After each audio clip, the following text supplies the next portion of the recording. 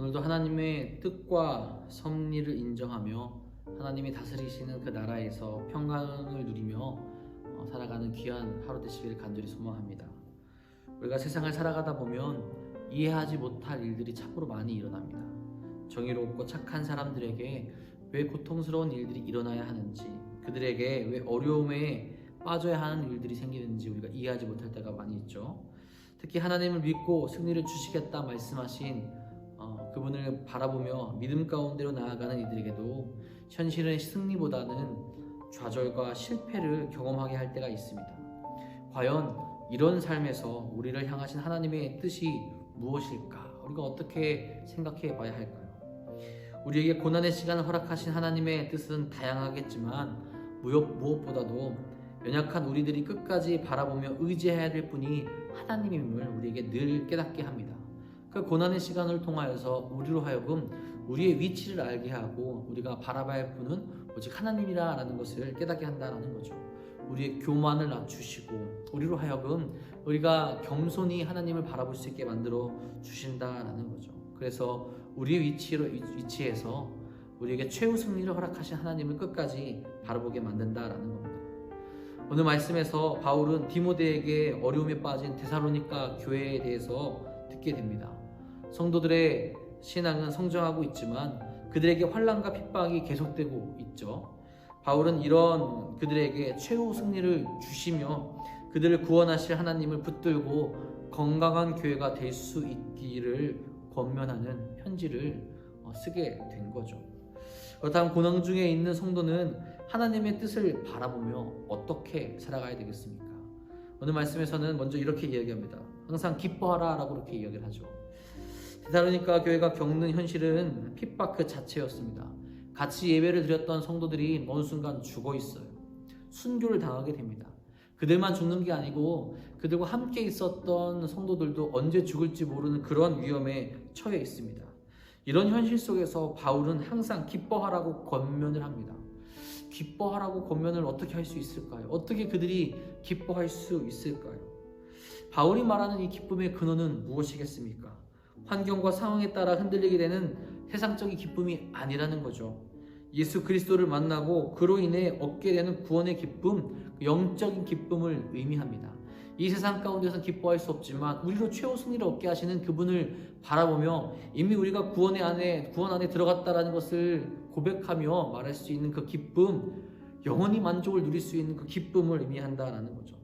연약한 우리의 상황을 넘어서서 하나님을 의지하며 그 기쁨으로 나아가 더 성숙한 신앙의 길을 걸어갈 수 있게 만들어주는 겁니다. 그것이 바로 하나님의 뜻이고 하나님이 우리에게 주시는 기쁨이라는 거죠. 우리의 현실도 결코 기뻐할 수 없는 상황에 놓일 때가 참으로 많이 있습니다. 그럴 때 진정한 위로와 평안을 얻게 되는 곳이 어디입니까? 세상입니까? 사람들입니까? 아니죠. 믿음의 자리에서 그 기쁨을 얻게 됩니다. 그 위로를 믿음의 자리에서 얻게 된다는 거예요. 특별히 하나님에 대한 신뢰가 있다면 우리는 어떤 상황에서도 평온하고 기뻐할 수 있게 된다는 거죠. 여러분, 고통과 핍박을 뚫고 하나님 안에서 기뻐해본 자들만이 하나님의 은혜에 대해서 더 확신하게 되고 세상에 줄 수 없는 기쁨을 계속해서 누리게 되는 겁니다. 그리고 그 기쁨의 삶을 살아가며 하나님을 전하며 예수님을 전하며 나아갈 수 있는 모습이 우리에게 생긴다라는 거죠.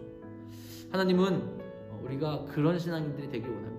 세상 가운데 고통 가운데 넘어지는 것이 아니라 어떤 환경 속에서도 기뻐하며 하나님께 나아갈 수 있는 자들을 찾으신다라는 거죠. 하나님을 바라보시며 기쁨 가운데서 깊은 영적인 만족을 누리는 사랑하는 성도님들 되시기를 간절히 소망합니다. 두 번째로는 쉬지 말고 기도하라라고 그렇게 이야기를 합니다. 기도가 무엇입니까? 하나님을 만나고 하나님과 대화하며 하나님의 뜻을 찾아가는 것이 기도입니다. 그리고 특별히 하나님과 지속적으로 교제하는 시간이 바로 기도하는 시간이죠. 기도를 통해 하나님의 임재를 경험하게 됩니다. 그렇기에 성도는 쉬지 말고 기도해야 한다라고 바울이 이야기하는 거예요. 바울은 성도들에게 기도하라고 그렇게 가르치죠. 기도가 그들의 삶을 지탱해 주기 때문에 그렇습니다. 쉬지 말고 기도하라는 것은 언제 어디서나 기도하는 마음으로 하나님을 바라보고 의지하며 살아가라는 그 삶을 권면하고 있는 거죠. 기도하는 마음으로 사는 성도가 쉬지 않고 또한 기도하는 삶을 살아갈 수 있는 자들이 된다라는 겁니다. 연약한 우리가 의지하고 외치며 부르짖을 분이 있다라는 것이 얼마나 큰 위로가 됩니까? 그리고 그분은 우리의 상황을 이해하시고 또한 언제든지 승리로 이끌어 주실 수 있는 분입니다. 그분이 우리의 기도에 응답하시기도 하지 않습니까? 우리에게 응답하셔서 우리에게 갈 길을 알려주시며 우리를 위로하시며 우리의 마음을 지켜주시지 않습니까? 그로 인하여서 이 험한 세상에서 다시 일어서고 힘을 얻게 되는 것입니다. 더욱더 하나님을 의지할 수 있고 하나님을 바라보게 만들어 주신다라는 거죠. 하나님은 우리에게 언제나 쉬지 말고 기도하며 하나님을 따르기 원하고 계십니다. 그 기도로 인하여서 우리가 힘을 얻을 수 있기 때문에 그렇죠. 쉬지 말고 기도하시며 하나님의 뜻을 바라보고 하나님의 위로를 우리가 받게 되고 하나님을 따라 살아가시는 사랑하는 성도님들 되시기를 간절히 바랍니다. 세 번째로는 모든 일에 감사하며 살아가라고 그렇게 이야기를 하죠. 이 범사에 감사하라는 권면은 기쁠 때나 아플 때나 괴로울 때도 감사하라는 뜻입니다. 감사는 우리가 하나님께 드릴 수 있는 가장 큰 마음의 고백 중 하나입니다. 성도는 감사하며 살아가는 존재라고 해도 부족하지 않죠. 어떤 환경과 상황 속에서도 감사할 수 있다라는 것은 이미 그 사람의 삶에서 하나님이 가득 차 있다라는 거죠. 그 사람이 이미 하나님을 인정하며 하나님이 우리의 주인이며 나의 모든 것이 하나님으로부터 왔다라는 것을 인정하는 삶이 된다라는 겁니다. 여러분, 이런 감사 그냥 될까요? 훈련이 필요합니다. 나의 상황에서 내가 살아가는 모든 삶의 자리에서 내가 감사하려는 그 모습, 감사하려는 그 훈련이 있지 않고는 하나님께 참 감사하기 어려워요. 그 훈련을 통해서 우리는 하나님께 더 가까이 나아가게 되는 거죠. 의식적으로 고백하는 것, 의식적으로 이야기하는 것이 그것이 나의 진정한 믿음이 되어지고 나의 고백이 되어지고 정말로 하나님께 드려지는 예배가 될 수 있게 된다라는 겁니다.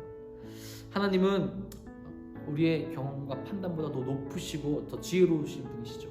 그분을 인정하며 나아가는 것이 바로 감사의 고백 속에 나타나게 된다는 거죠. 그리고 믿음이 그 안에 있는 겁니다. 감사함으로 우리가 나아가게 될 때 나를 살리시고 나의 억울한 마음을 갚아주시고 우리에게 최후 승리를 주실 분이 하나님이시기에, 특별히 우리를 구원하실 분이 하나님이시기에 우리는 언제나 감사할 수 있다는 거죠. 이 세상은 절망 가운데 빠진 것 같지만 이미 우리는 구원받은 자들이 아닙니까? 그 구원을 기억하며 감사할 수 있는 삶을 살아간다라는 거죠. 하나님의 뜻은 그겁니다. 세상을 바라보며 절망하지 아니하고 하나님의 뜻을 바라보며 감사하며 나아갈 수 있는 삶, 신앙인의 삶을, 온전한 신앙인의 모습을 보이며 나아가라라고 말씀하시고 계시다라는 거죠. 여러분은 바울의 권면처럼 우리도 항상 기뻐하고 쉬지 말고 기도하며 범사에 감사할 수 있기를 바랍니다.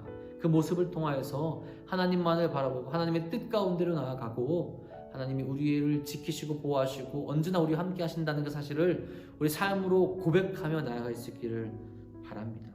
그런 삶을 살아가게 될 때 하나님이 언제나 우리와 함께 해주시며 우리를 지키시고 우리를 보호하시며 우리를 이끌어 주실 겁니다.